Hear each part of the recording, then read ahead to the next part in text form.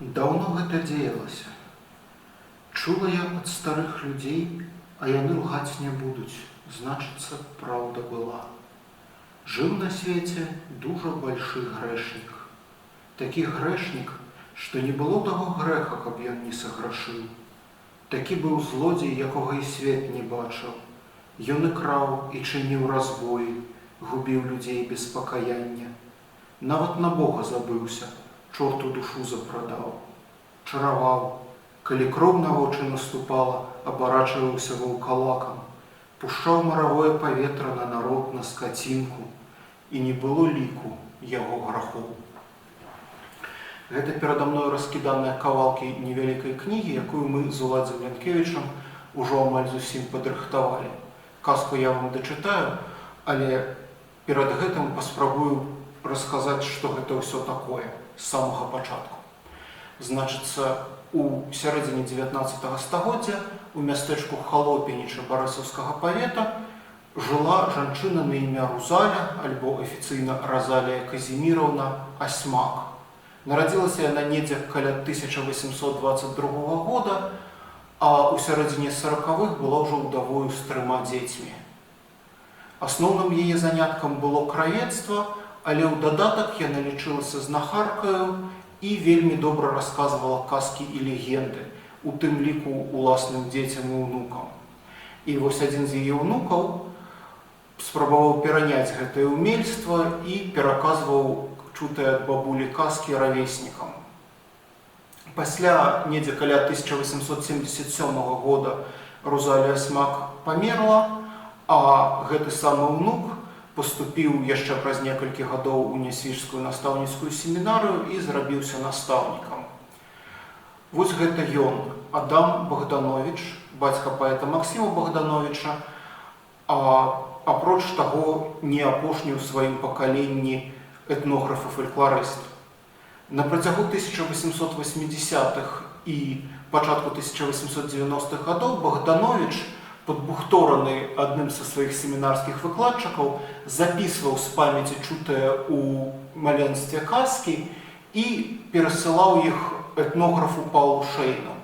Шэйн уключыў гэтыя запісы ў другі том свайго збору беларускага фальклора, які выйшаў у 1893 годзе. Адтуль іх час ад часу перадрукоўвалі, а вось зараз мы рыхтуем новае выданне 7 з гэтых казак. Самае цікавае, для 5 з паловаю з гэтых 7 казак знайшліся рукапісы Богдановича у паперах Шэйна, якія захоўваюцца ў архіве ў Санкт-Петербургу. І гэта аказалася вельмі ўдала, таму што, як высветлілася, выданне Шэйна не заўсёды дакладнае. Там часам паблытаныя асобныя словы, часам прапушчаныя цэлыя фразы. Асабліва гэта датычыць апошніх позніх запісаў Богдановича. Справа ў тым, што у маладосці Богданович пісаў вельмі акуратна, а за гады настаўніцтва яго почерк, скажам, змяніўся. І вось мы з Уладзем Янкевічам чыталі гэта ўдвух, карысталіся камп'ютарным павелічэннем, і ўсё адно нам было цяжка. Але гэтыя казкі вартыя высілкаў, таму што гэта, на мой погляд, адны з найлепшых мастацкіх тэкстаў на беларускай мове за ўсё 19 стагоддзе. Рузалія Асьмак, відаць, была сапраўды выключнай расказчыцай, а Адам Богданович аказаўся вельмі ўдалым, вельмі делікатным перакладчыкам з вуснай на пісьмовую, калі можна так выразіцца. Ён сам, канешне, не збіраўся нічога перакладаць, ён проста запісваў тое, што памятаў, але паміж часам, калі ён чуў, і часам, калі ён запісваў, прайшлі не проста гады, а гады адукацыі і чытання. І у выніку мы маем вельмі кніжны, яўна пісьмовы тэкст, але тэкст, які пры гэтым захоўвае жывую гаворку мястэчка Халопініча і жывыя выразы, жывыя фразы, якія, відаць, узыходзяць непасрэдна да расказчыцы Рузаліі Асьмак. Вось зараз мы гатовыя працягваць чытаць. Памятаеце, значыцца, быў вялікі грэшнік. Прыйшлося яму паміраць. Тут такі страх яго агарнуў, што не магла яго душа пакінуць цела. Няма яму смерці, ды і годзе. Тут успомніў ён на Бога, захацеў паспавядацца, душу ачысціць. Сколькі не прыводзілі к яму папоў, ксяндзоў, як раскажаць ім свае грахі, не даюць адпушчэння. Такі ён быў грэшнік. А смерць не прыходзіць, а душа яго мучыцца, з целам не можа разлучыцца. Раздаў ён сваё багацце ўбогім і пайшоў па свету шукаць такога ўгодніка, каб замаліў яго грахі, разлучыў душу з целам. Ідзець распытвае. Параілі яму людзі даведацца к аднаму пустэльніку, што цэлае жыццё жыў у пушчы, пасціў, еў толькі хлеб з вадой, маліўся, душу спасаў і угодны быў Богу.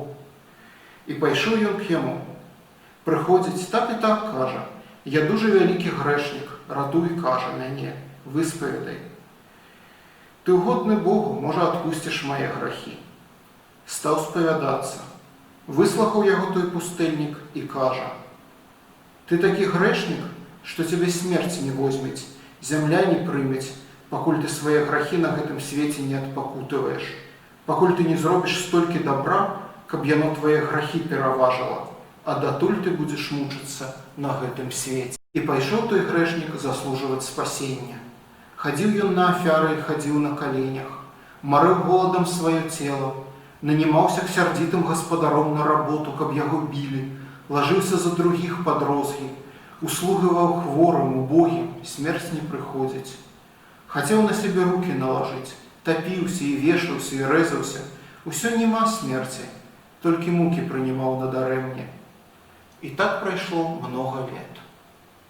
Раз ідзець ён полем, ідзець і праклінае сваю долю, узяла яго злосць, што няма яму смерці. Дакуль я буду мучыцца, думае ён сабе.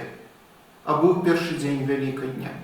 Ідзець ён і бачыць многа-многа народу на поле, пашуць, барануюць.